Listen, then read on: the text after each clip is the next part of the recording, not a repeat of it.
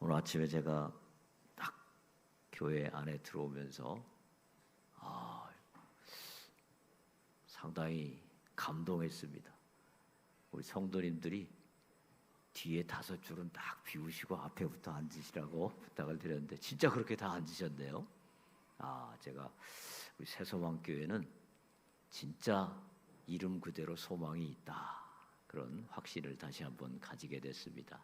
성도님들이 다 한 마음으로 마음을 모아서 우리 하나님을 위한, 하나님께 영광 돌리는 귀한 교회가 될 그런 잠재력이 있다, 그렇게 보았습니다. 이제 담임 목사님만 빨리 완쾌되셔서 돌아오시게 되면 우리 새소망교회는 이 빈자리가 그냥 금방 차게 될 줄로 믿습니다.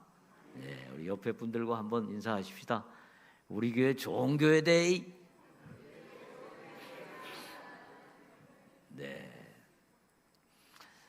오늘 본문에 보면 우리 주님께서 이제 기도하시고 난 뒤에 제자들이 예수님께 부탁을 드립니다. 예수님, 세례 요한도 제자들에게 기도를 가르쳐 주셨는데 우리에게도 기도를 좀 가르쳐 주십시오, 그렇게 부탁을 하고 그 부탁을 따라서 우리 예수님께서 기도의 모범을 알려주십니다.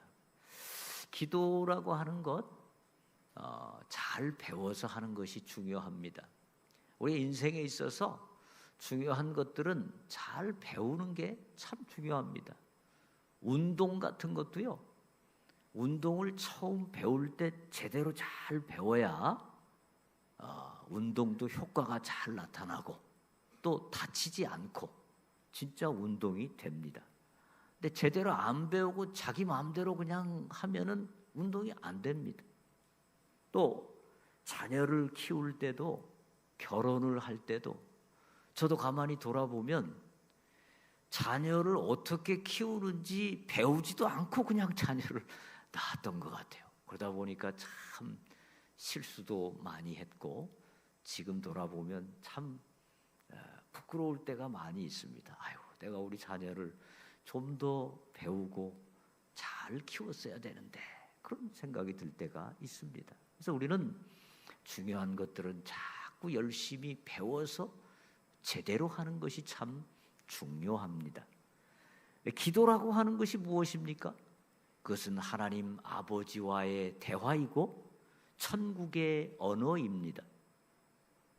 우리가 천국 백성으로 하나님의 자녀로 살아가려고 하면 기도가 굉장히 중요한 것입니다.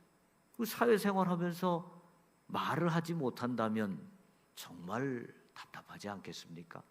마찬가지로 기도를 통해서 우리는 천국을 맛보게 되고 기도를 통해서 하나님 아버지의 온갖 능력과 축복을 받게 되는 것입니다.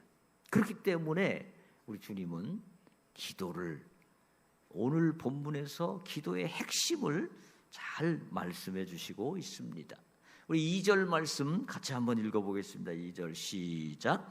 예수께서 이르시되 너희는 이렇게 하라. 아버지여, 이름이 거룩히 여김을 받으시오며 나라가 임하시오며. 아멘.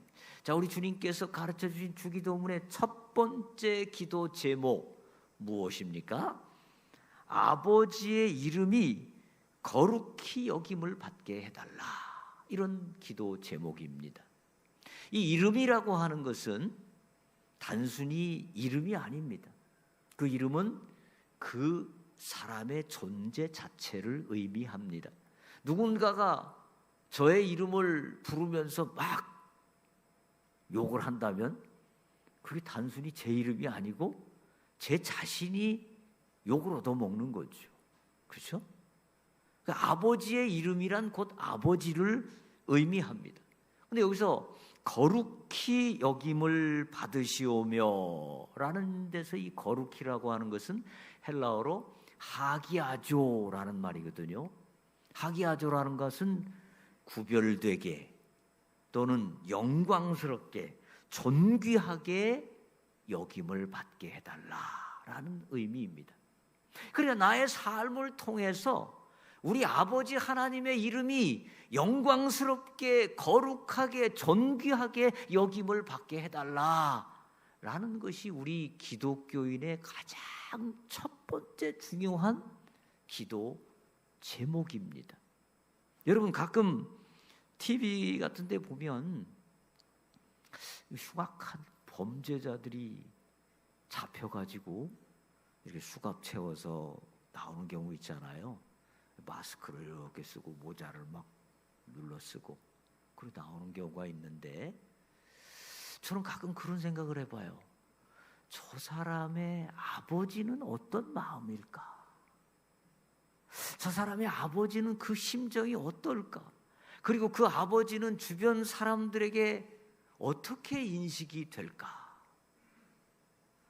참 부끄럽지 않을까요? 그렇죠? 그 자녀 때문에 부모의 얼굴이 부끄러워지는 것, 그걸 우리가 하지 않아야 된다는 것이죠. 우리 삶을 통해서, 우리를 통해서 하나님의 이름이 존귀하게 되고 하나님의 이름이 거룩하게 되고 영광스럽게 되는 것, 그것이 우리 성도의 첫 번째 기도 제목입니다. 자, 여러분, 하나님은요, 우리가 아니어도 영광 받으시는 분입니다. 저 삼라만상 우주 만물이 하나님을 찬양합니다. 새들이 하나님을 찬양합니다. 수목들이 하나님을 찬양합니다. 바닷물이 하나님을 찬양합니다. 그런데 왜 우리는 하나님의 영광을 위해서 우리가 가장 첫 번째 기도 제목을 삼고 그렇게 살려고 노력해야 할까요? 여러분, 자녀가요, 자기 부모가 정말 존귀하게 되고 나로 인해서 부모가 참 복된 생이 되도록 열심히 살아간다면 부모에게만 좋을까요? 부모만 좋고 자녀는 안 좋을까요? 아니죠. 자녀가 부모님의 영광이 되도록 살고 열심히 살다 보면 그 자녀의 삶도 결국 복된 삶이 되지 않을까요?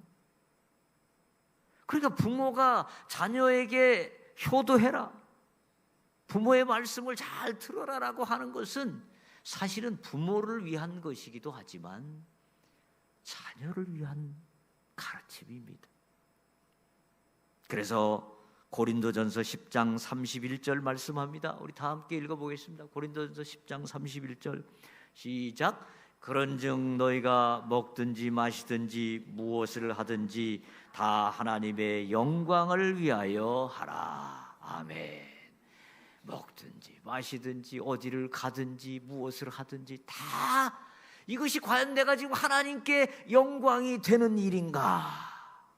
이것을 통해서 하나님이 영광을 받으시는가? 이걸 늘 점검해보고 우리의 첫 번째 기도 제목을 그렇게 만들라는 것이죠. 물론 이것이 쉬운 것은 아니겠죠. 때로는 우리가 손해보는 일이 될 수도 있을 겁니다. 때로는 매우 귀찮은 일이 될 수도 있을 것입니다. 그리고 매우 어려운 일이 될 수도 있을 것입니다. 하나님의 영광을 위하여 산다고 하는 것, 내 이익, 내 명예, 내 편함, 이것을 뒤로 하고 하나님의 영광을 위하여 산다고 하는 것은 힘들 수도 있습니다. 그러나 그것이 결국은 나의 삶의 복이 되는 줄로 믿습니다. 여러분, 사도 바울이 너희가 먹든지 마시든지 무엇을 하든지 하나님의 영광을 위하여 하라, 그렇게 말하고 그렇게 살았는데 바울의 인생이 엄청나게 손해봤나요? 그 인생이 망했나요? 그 인생이 불행하게 되었을까요? 아닙니다. 그는 평생을 하나님의 영광을 위하여 살면서 결국 그의 삶이 가장 복되고 영광된 삶이 되었습니다. 왜? 하나님의 영광을 위하여 살았으니까. 여러분, 이 놀라운 비밀이 담긴 첫 번째 기도의 제목을 붙들고 여러분이 어떻게 하든지 하나님의 영광을 1순위에 두고 살아가시는 여러분 되시기를 주의 이름으로 축원합니다. 아멘. 자, 두 번째 기도는 뭡니까? 나라가 임하시오며. 2절 뒷부분이죠. 나라가 임하시오며. 여기서 이 나라라고 하는 것은 헬라어로 바실레이아라는 말입니다. 바실레이아. 이것은 물리적인 어떤 영토 또는 어떤 공간, 이런 의미도 있지만 더 중요한 것은 보이지 않는 하나님의 통치를 의미합니다. 이 나라라고 하는 것은 영토도 중요하고 공간도 중요하지만 통치가 미치는 것이 중요합니다. 그러니까 하나님의 말씀이, 하나님의 그 통치가 임하는 곳, 임하는 마음, 그것이 바로 하나님의 나라, 하나님의 바실레이아라는 것입니다. 여러분, 어떤 집안들 보면요, 그 집안이 아버지가 무슨 말씀을 하시거나 어머니가 무슨 말씀을 하시는데도 그 말이 씨도 안 먹히는 집안들 있죠. 그리고 전부 자녀들이 각자 알아서 지 좋은 대로 하는 집안이 있죠. 그런 걸 우리가 보통 무슨 집안이라고 그러죠? 잘하시네요. 콩가루 집안. 전부 흩어지는 거, 그냥 집안에 질서가 없어요. 그게 바로 콩가루 집안이고, 그게 바로 불행으로 가는 집안입니다. 하나님은 이 우주의 창조주이시고 우리를 창조하신 분이시고 우리의 아버지시기 때문에 우리가 그 말씀을 잘 순종하면, 그 말씀을 잘 따르면 거기에서 바로 하나님의 통치가 이루어지는 것이고, 그때 이 세상은 참으로 행복해지는 것입니다. 하나님이 만드신 행복의 규칙들이 있습니다. 법칙들이 있습니다. 그 법칙들을 따라서 잘 가는 것이 행복의 지름길입니다. 그래서 우리는, 성도는 바로 어떤 사람들입니까? 하나님의 법칙들, 하나님의 말씀들을 잘 받아들여서 우리 삶 속에 실천하려는 사람들입니다. 그때 놀라운 하나님의 은혜와 복이 임하게 되는 것입니다. 여러분, 그런데요, 이 하나님의 통치는 우리 성도 한 명 한 명 개인들이 그 통치를 잘 받아들이는 것 아주 중요한데, 이것이 또 더 확장되어야 됩니다. 자, 며칠 전에 신림역 주변에서 어떤 남성이 칼을 가지고 지나가는 남성들을 막 무작위로 칼로 막 찔러, 어떤 사람은 죽기도 하고 심각한 부상을 입었습니다. 여러분, 이런 무작위로 지나가는 사람을 막 칼로 찔러 죽이려는 사람들이 우리 주변에 많다면 우린 행복할까요? 못할까요? 안 되죠. 그러니까 우리 주변 사람들도 하나님의 통치를 받아들이는 사람으로 만드는 것이 우리의 중요한 사명이고, 그것이 잘 이루어질 때 바로 우리 사회가 천국과 같은 사회가 되는 것입니다. 그래서 하박국 2장 14절 말씀 우리 같이 한번 읽어보겠습니다. 하박국 2장 14절 시작. 이는 물이 바다를 덮음같이 여호와의 영광을 인정하는 것이 세상에 가득함이니라. 아멘. 바다를 보면 바다가 거기를 그냥 쫙 덮고 있잖아요. 그렇죠? 바다인데 바다 아닌 곳이 한가운데 있습니까? 막 육지가 그냥 드러난 곳 있습니까? 없죠. 이 바닷물이 쫙 덮고 있듯이 우리 주변의 가정과 우리 주변의 회사와 우리 주변의 이웃이 다 하나님의 통치를 받아들이고 하나님의 말씀대로 사는 사람들이 충만하게 많아질 때 우리는 하나님의 나라가 거기에 임한 것입니다. 할렐루야. 그래서 우리에게 이 두 번째 기도 제목은 결국 우리에게 무엇을 요구합니까? 하나님, 우리가 아무리 어려워도 하나님의 통치를 늘 받아들이겠습니다. 늘 하나님의 통치를 따라 살겠습니다. 그리고 우리 주변에 있는 사람들도 다 하나님의 통치를 받아들이도록 제가 열심히 전도하겠습니다. 라는 기도입니다. 여러분의 집안에 어떤 사람이, 어떤 형제가 구두발 신고 집안에 들어와서 막 돌아다니면 그 사람하고 같이 살 수 있을까요? 없을까요? 곤란하겠죠? 미국 사람들은 그렇게 삽디다. 신발 신고 막 방 안에도 들어오는데 한국은 적어도 아니란 말이죠. 안 돼요. 그러니까 우리 집안에 구두발 신고 들어오는 사람이 없도록 만들어야 됩니다. 하나님의 통치를 거부하고 자기 마음대로 사는 사람, 자기 욕심대로 자기 생각대로 사는 사람들, 그런 사람들이 다 사라지고 물이 바다를 덮음같이 다 하나님의 통치를 받아들일 때 우리가 있는 곳 바로 천국이 될 줄로 믿습니다. 아멘. 자, 3절 말씀 우리 같이 읽어보겠습니다. 시작. 우리에게 날마다 일용할 양식을 주시옵고. 전반부만 읽어보겠습니다. 우리에게 날마다 일용할 양식을 주시옵고. 이것은 물질을 위한 기도죠. 여러분, 우리는 예수님 믿고 바로 천국으로 가는 게 아니고 일단 예수님 믿은 후에도 이 땅에 발을 디디고 살아야 됩니다. 그러면 발을 디디고 살려면 물질이 필요하죠. 우리 기독교는 물질을 악하다고만 이야기하지 않습니다. 물질은 좋은 것입니다. 다만 우리가 그 물질의 노예가 될 때 그건 문제가 될 수 있죠. 불교 같은 종교는 무조건 마음을 비워라. 모든 것을 다 내려놔라. 욕심을 버려라. 그리고 산속에 들어가서 목탁만 치면 될 것처럼 생각하는데 그거 아니죠.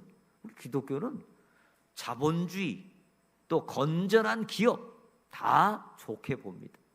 물질이 필요합니다. 근데 여기서 주님은 물질을 어떻게 구하라고 말씀하십니까? 우리에게 날마다 일용할 양식을 주옵시고. 여러분, 우리가 이왕 양식을 구하려면 하루 먹을 것만 구해야 되겠습니까? 한 10년치 먹을 걸 구해야 되겠습니까? 예? 맨날 어떻게 양식을 구해요? 그냥 한 10년치, 20년치 딱 좀 구해놓고 쟁여놓고 살면 얼마나 좋아요. 근데 왜 하필 날마다 일용할 양식을 주시옵고 라고 기도하라고 말씀하실까요? 출애굽기 16장에 보시면 이스라엘 백성들이 광야에서 살아갈 때 하나님께서 매일 아침마다 만나라고 하는 그런 음식을 내려주셨습니다. 매일 아침 내려주셨습니다. 어떤 사람들은 생각할 때 이거 혹시 내일 아침에는 안 내릴지도 몰라. 모레 아침에는 안 내릴지도 몰라. 그래가지고 그 만나를 갖다가 며칠치를 갖다가 항아리에다 딱 쌓아놓은 사람이 있었습니다. 근데 어떻게 됐을까요? 그 다음날 가보니까 그 만나는 그만 썩어서 냄새가 나게 되었다라는 것입니다. 자, 이게 무엇을 우리에게 교훈합니까? 우리는 날마다 하나님의 은혜를 구해야 된다라는 것입니다. 날마다. 우리가 매 순간 살아가는 것이 내 힘과 내 능력과 내 지혜로 살아가는 것이 아니라 우리 날마다 하나님께서 주시는 은혜와 능력과 지혜로 살아가야 된다라는 것입니다. 그럴 때 우리는 어떤 자세를 갖게 될까요? 두 가지 자세를 갖게 됩니다. 날마다 하나님이 은혜를 주신다고 생각하니까 돈을 벌 때도 이게 겸손한 마음으로 돈을 버는 것이죠. 이 돈이 내 힘으로 버는 게 아니고 하나님이 주시는 힘으로 번다라고 생각하기 때문에 돈을 무리하게 벌지 않습니다. 예를 들어서 돈을 뇌물을 받거나 50억 클럽의 회원이 되거나 이러지 않는단 말이에요. 왜? 하나님이 기뻐하신다고 생각지 않습니다. 그렇잖아요. 하나님이 그런 안 좋은 물질을 버는 것을 기뻐하시겠습니까? 하나님의 사람들, 날마다 일용할 양식을 구하는 사람들은 절대 뇌물을 받지 않습니다. 그리고 하나님의 은혜로 날마다 사는 사람들은 사기를 치지 않고, 그리고 물질을 벌 때도 무리수를 두지 않습니다. 무리수. 저는 뭐 투자를 잘 모릅니다마는 투자에도 반드시 무리수를 두면 안 된대요. 어떤 하나에다가 그냥 완전히 모든 돈을 다 때려 넣어가지고 하는 거, 이건 안 된다는 거예요. 늘 우리는 하나님께서 날마다 내게 물질을 공급해 주신다.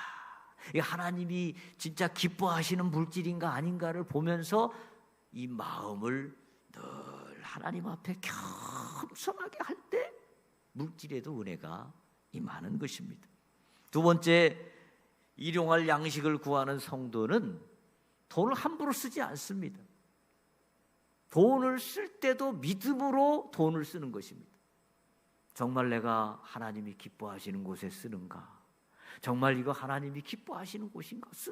늘 하나님을 생각하면서 물질을 쓰게 되는 것입니다. 그렇기 때문에 우리 하나님의 사람들, 일용할 양식을 구하는 성도들은 뭐 너무 부자가 되는 것, 이것도 뭐 그렇게 꼭 좋은 건 아닙니다. 우리는 그저 하나님께서 주시는 만큼 받고, 그리고 또 하나님께서 원하시는 그 방향으로 물질을 잘 써서 날마다 여러분 삶 속에 적절한 물질의 복이 넘치시기를 주의 이름으로 축원합니다. 아멘. 자, 우리 4절 말씀 같이 한번 읽어보겠습니다. 4절 말씀 시작. 우리가 우리에게 죄 지은 사람을 용서하오니 우리 죄도 사하여 주시옵고 우리를 시험에 들게 하지 마시옵소서 하라. 아멘. 4절 말씀에 두 가지 기도 제목이 나와 있습니다. 첫 번째, 우리 죄도 사하여 주시옵고. 자, 여러분, 우리가 인생을 살아갈 때 적절한 물질이 있는 것, 중요한 행복의 요소입니다. 또 그런데 그것보다 더 중요한 요소 중에 하나는 마음이 평안한 것입니다. 마음이 평안하고 평온한 것입니다. 아무리 물질이 많아도 마음이 평안하지 않다면 행복한 인생 아닙니다. 여러분, 근데 우리가 언제 마음이 평안할까요? 첫째는 하나님과의 관계가 원만할 때, 하나님 앞에 죄 지은 것이 없을 때 마음이 평안하게 됩니다. 하나님 앞에 죄 지은 것이 있으면 사람들은 몰라도 하나님은 아시기 때문에 우리 마음속이 쿵쾅거립니다. 불안합니다. 염려가 됩니다. 그래서 우리의 죄를 늘 하나님 앞에 용서함 받아야 됩니다. 동시에 오늘 본문에 보면 우리가 우리에게 죄 지은 사람을 용서하오니 우리 죄도 사하여 주시옵고. 이 말씀만 보면 마치 하나님의 용서를 구할 때 조건이 우리가 우리 주변 사람을 용서해야 되는 것처럼 보일 정도로 굉장히 긴밀하게 이 말씀이 연결되어 있습니다.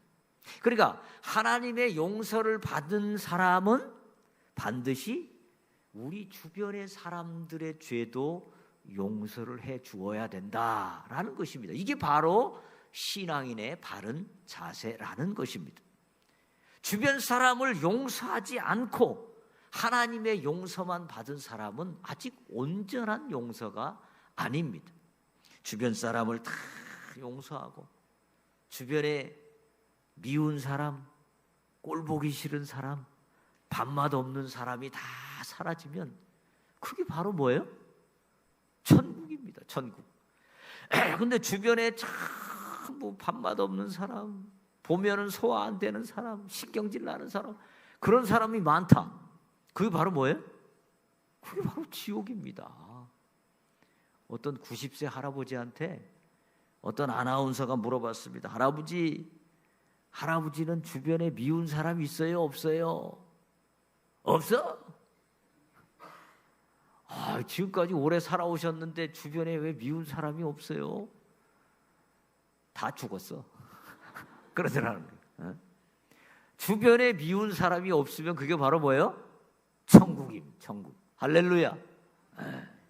여러분, 우리가 하나님으로부터 용서받은 것처럼 우리 주변 사람들도 다 용서하시기를 주의 이름으로 축원합니다. 안산 제일교회 원로 목사님이신 고훈 목사님이란 분이 계십니다. 시도 잘 쓰시는 분이신데 이분의 설교를 들어보니까 그 교회 성도님 가운데 아들을 잘 키워가지고 명문대학 S자 붙은 대학을 보낸 그런 분이 성도가 계셨습니다. 이분은 그 아들만 보면 너무 기뻤습니다. 야, 우리 아들이 S대학을 들어가가지고 앞으로 이제 훌륭한 자녀가 될 건데 나는 저 아들 때문에 기쁘다. 너무너무 기뻐하고 자랑스러워하고 있는데 어느 날 그 아들이 어디 놀러 갔다가 친구하고 말다툼을 하고 싸우다가 그만 한 대 맞았는데 죽어버리고 말았습니다. 사람이 또 죽으려면 희한하게 그렇게 쉽게 죽는 경우가 있나 봐요. 그 소식을 듣고 이 아버지가 완전히 정신이 나갔습니다. 밥도 못 먹고 잠도 못 자고 완전히 삶이 그냥 피폐해져 가지고 병원에 입원을 했습니다. 입원을 했는데 그 가해자 쪽에서 자꾸 와가지고 그 화해 신청서, 그 합의서를 좀 써달라고 부탁을 했습니다. 이 아버지는 처음에 그 말을 듣고 너무너무 화가 나가지고 무슨 놈의 합의서냐고, 내가 지금 합의서 써줄 때냐고 막 화를 내서 내쫓아버렸습니다. 그런데 계속해서 와가지고 좀 합의를 해주면 우리 아들 형량이 좀 감면될 수 있다. 한 번만 살려달라. 계속 부탁을 하니까 이 아버지가 결국 합의서를 써주기로 마음을 먹었습니다. 그리고 합의서에 그날 이제 도장을 딱 찍는데 도장을 딱 찍는 순간 갑자기 속에 막혔던 것이 그냥 확 내려가더래요. 그러면서 이제 살겠다. 마음이 막 편해지더라는 거예요. 그리고 그분이 다시 새로운 삶을 얻었다고 합니다. 여러분, 용서는요, 저 사람도 살리는 거지만 나를 살리는 것입니다. 그래서 우리는 이 세상을 살아가면서 모든 사람을 품어주고 용서하고 그럴 때 우리는 참으로 평안한 삶을 살게 되는 것입니다. 그런 놀라운 평안이 여러분 가운데 늘 있으시기를 주의 이름으로 축원합니다. 아멘. 자, 그 마지막 5번째 기도 4절 후반부에 나오죠. 우리를 시험에 들게 하지 마시옵소서 하라. 우리가 인생을 살아가다 보면요, 이 인생이라고 하는 것이 꼭 지뢰밭과 같습니다. 언제 이 지뢰가 터져서 내 발목이 날아갈지, 내 인생이 그냥 끝날지 알 수 없는 일이 많이 있습니다. 숲속에 보면 거미줄이 많이 있죠. 거미줄. 이 곤충들이, 벌레들이 막 숲속에 재미있게 날아다니다가 그 보이지 않는 거미줄에 탁 잡히면 그때 뭐가 와요? 그 큰 거미가 이러면서 막 다가온단 말이죠. 제가 벌레라고 생각해 보니까 끔찍하더라고요. 오도 가도 못하게 딱 붙잡혔는데 거미가 막 와서 잡아먹는 거예요. 여러분, 그 인생을 살다 보면요, 그런 시험, 거미줄과 같은 시험들이 우리 인생의 곳곳에 숨어 있습니다. 그리고 그것이 그냥 우리 인생을 한꺼번에 무너뜨리는 경우가 많이 있습니다. 자, 어떤 거미줄들이 있을까요? 워낙 많아서 다 말씀드리기 어렵지만 대표적인 거 들어보면 첫 번째는 물질입니다. 물질의 거미줄에 붙잡혀가지고 그만 인생이 무너진 사람들 많습니다. 훌륭한 정치인들, 훌륭한 위인들이 물질에 그만 거미줄에 걸려서 한순간에 나락으로 가는 경우가 많습니다. 두 번째는 성입니다. 성의 덫에 빠져가지고 그만 그 유명한 분이 몇 해 전에도 그런 분 있잖아요. 아주 잘 나간 대선 후보 이런 분이 성 때문에 그냥 하루아침에 감옥에 가고 무너지잖아요. 이거 중요합니다. 세 번째는 술과 쾌락과 게임 이런 것들이 그만 우리를 무너뜨립니다. 종교개혁자 마틴 루터는 말하기를 새가 우리 머리 위로 날아가는 것은 막을 수 없지만 새가 내 머리 위에 와서 둥지를 트는 것은 막아야 된다. 그렇게 말했습니다. 여러분, 우린 인간인지라 우린 이 세상에 살고 있는지라 하루에도 수없이 새가 우리 머리를 지나가면 우리에게 거미줄을 치는 경우가 많이 있습니다. 여러분, 그때마다 하나님께서 여러분에게 분별력을 주시고 지혜를 주시고 결단력을 주셔서 그 모든 시험과 유혹들을 능히 물리치는 여러분 되시기를 주의 이름으로 축원합니다. 여러분, 오늘 말씀의 제목이 무엇입니까? 복된 성도의 기도 제목들입니다. 5가지 기도 제목을 우리 잘 주님의 주기도문을 따라서 기억하시고 여러분, 여러분의 인생을 살아갈 때에 내 영광, 내 인기가 기준이 아니라 우리 하나님의 영광이 늘 기준이 되시기를 바랍니다. 내 기준이 아니라 그리고 내 삶이 아니라 하나님의 말씀이 기준이 되고 하나님의 통치를 받는 여러분 되시기를 바랍니다. 물질이 하나님으로부터 오는 것임을 믿고 늘 감사하는 마음으로 정도를 걸으면서 물질을 벌고 사용하시기 바랍니다. 그리고 하나님의 용서를 받은 죄인으로서 늘 남을 용서하고 모든 사람과 평화로운 관계를 사시기를 바랍니다. 그리고 사단의 다양한 유혹을 담대하게 물리치면서 여러분 속에 분별력과 지혜와 결단력으로 늘 순결한 삶을 사시기를 주의 이름으로 축원합니다.